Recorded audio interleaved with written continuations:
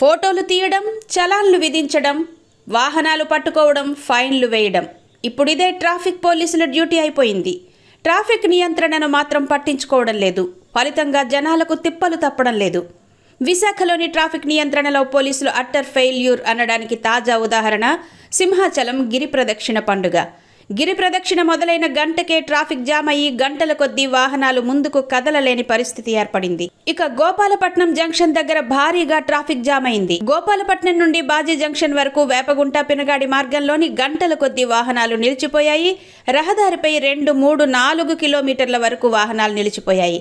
గంటల పాటు ట్రాఫిక్ స్తంభించిపోవడంతో వాహనదారులు తీవ్ర ఇబ్బందులకు గురయ్యారు. ఇంత జరిగినా ట్రాఫిక్ పోలీసులు ఏం చేస్తున్నట్టు? వాహనదారులు 100కి పోలీసు ఉన్నతాధికారులకి ఫోన్లు చేసినా ఫలితం లేకుండా పోయింది.